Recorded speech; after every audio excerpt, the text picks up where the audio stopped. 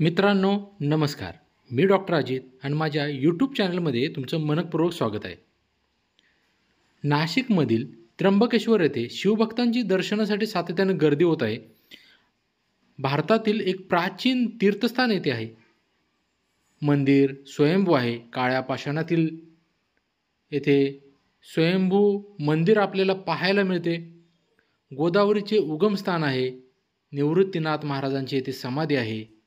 ब्रह्मगिरी पर्वत आहे. याच पर्वतावर गौतमी ऋषींचा आश्रम देखील होता. 12 वर्षातून येथे कुंभमेळा देखील होतो.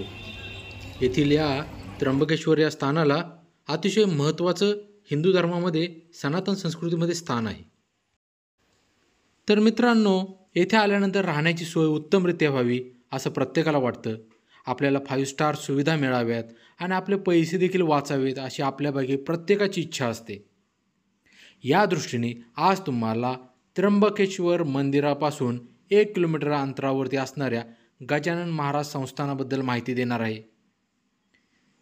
या व्हिडिओद्वारे मी तुम्हाला इत्थंभूत अशी माहिती देणार आहे. त्यामुळे तुम्ही काळजी करण्याचा अजिबात कारण नाही आणि तुमचे पैसे देखील वाचणार आहेत. माझी तुम्हाला एकच विनंती आहे की हा व्हिडिओ पाहिल्यानंतर गणगण गणात बोते असं कमेंट बॉक्समध्ये कमेंट करा आणि आपल्याला हा व्हिडिओ कसा वाटला त्याबद्दल अभिप्राय द्यायला विसरू नका. आपल्या चॅनलला लाईक अँड सबस्क्राईब नक्की करा. सबस्क्राईब केल्याने तुम्हाला नोटिफिकेशन देखील मिळत राहतील. माऊली रामकृष्ण हरी. वनवासी बांधवांच्या कल्याणासाठी 1995 साली येथे शाखा सुरू करण्यात आली. श्रींच्या संगमरवरी स्मृतिभवनाचे काम पूर्ण झालेले आहे आणि श्रींच्या मूर्तीची विधिवत प्राणप्रतिष्ठा येथे करण्यात आलेली आहे. त्र्यंबकेश्वरमध्ये आल्यानंतर आपल्याला स्टँडच्या बाजूलाच हे गजानन महाराज संस्थान आपल्याला दृष्टीस पडते. येथे बस स्टॉप देखील आहे. त्यामुळे काळजी करायचं कारण नाही. गणगण गणात बोते गजानन महाराजांना वंदन करूया आणि आता आतमध्ये आपण प्रवेश करूया. येथील परिसरामध्ये जवळजवळ 4 भक्तनिवास बांधण्यात आलेले आहेत. याच्यामध्ये 181 खोल्या उपलब्ध आहेत. डिस्क्रिप्शन बॉक्समध्ये मी आपल्याला फोन नंबर देतच आहे. सोबतच मित्रांनो 300 बेडची पर्यायी निवास व्यवस्था देखील येथेच आहे. प्रवेशद्वारातून दिसणारे भव्य संगमरवरी मंदिर आणि येथील रम्य शांत परिसर भक्तांना भावला नाही तर आश्चर्यच वाटेल. मंदिरात महाराजांची 3 वेळची आरती पूजा अभिषेक पुजाऱ्यामार्फत केली जाते. प्रवेशद्वाराजवळच भव्य दिव्य असं पार्किंगची व्यवस्था आहे.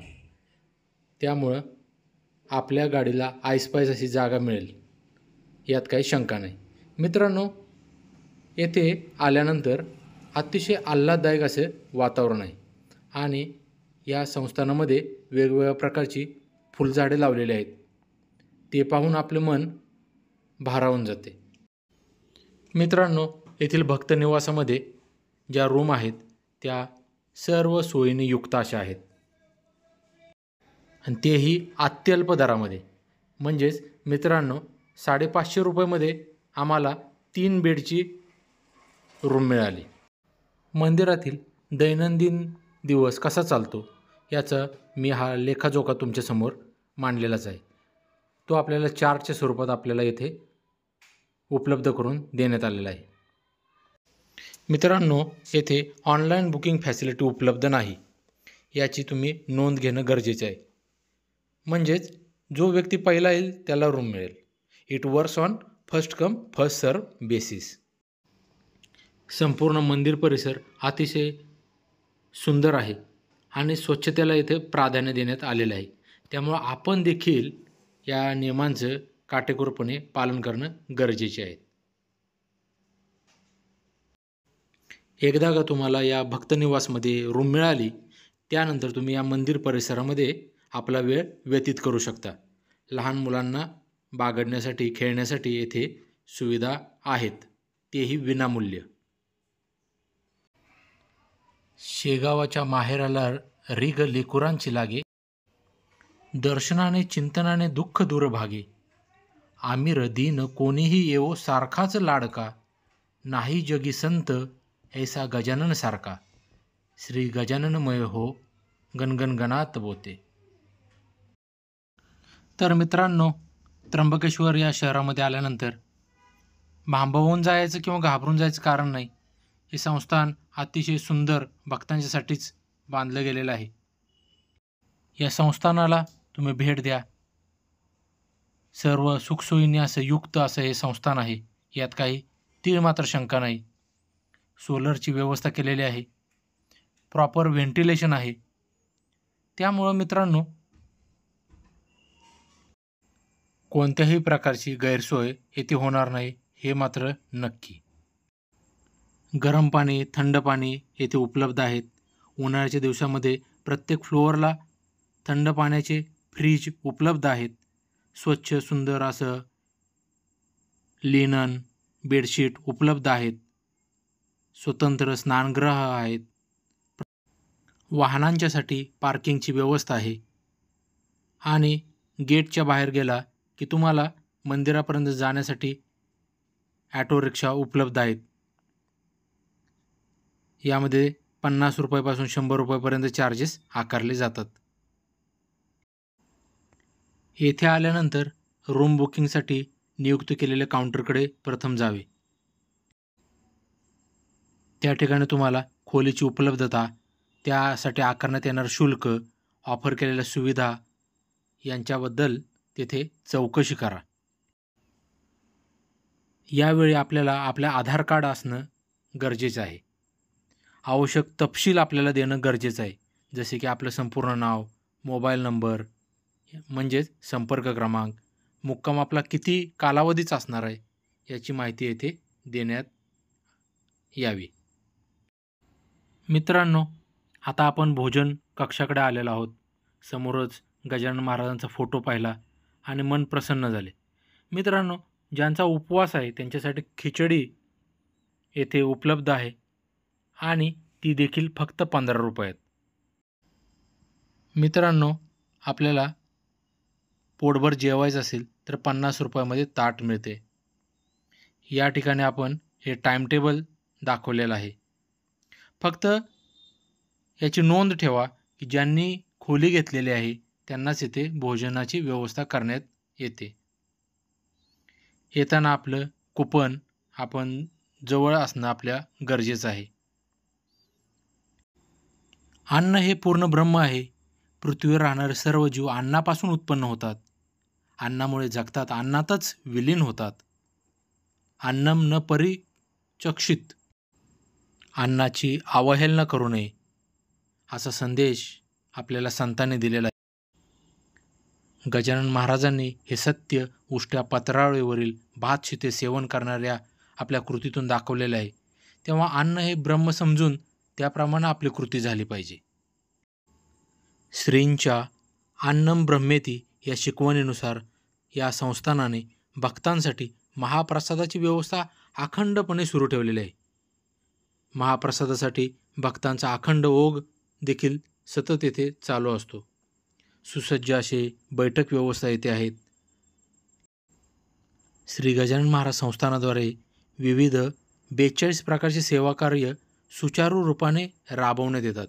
या सेवाकार्यामध्ये कार्यरत असणारा सेवक वर्ग हा सेवेला आपला जीवनधर्म म्हणूनच कार्य करत असतो.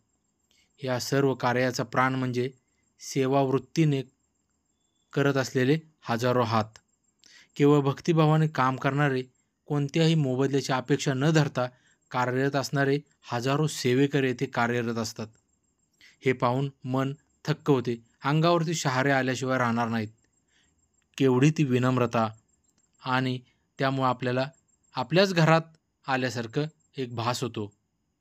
आणि येथील असणारे सात्विक वातावरण याने मन प्रसन्न होते.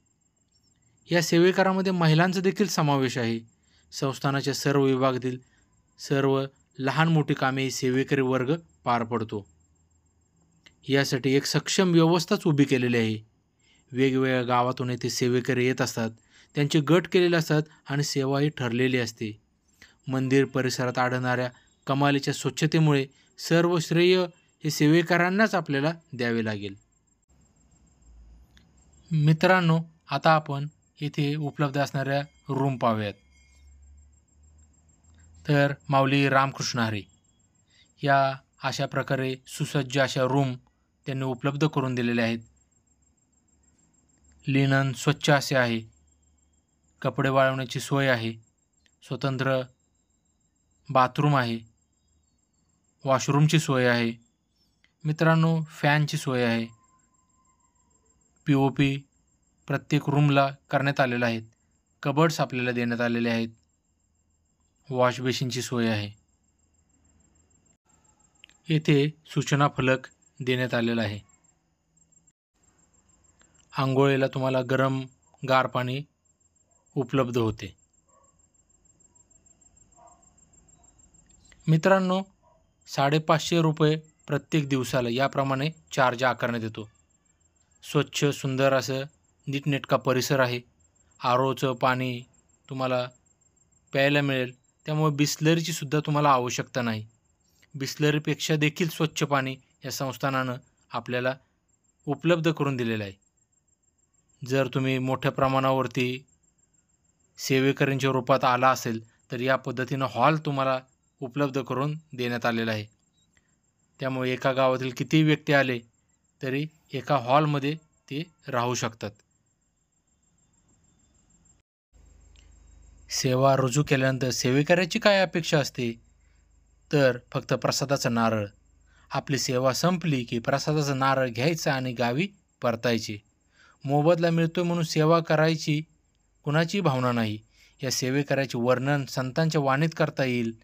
भूक भाकरीची, छाया झोपडीची, निवाऱ्यास द्यावी उब गोधडीची, माया मोह सारे उगाळून प्यालो, मागणे न काही मागण्यास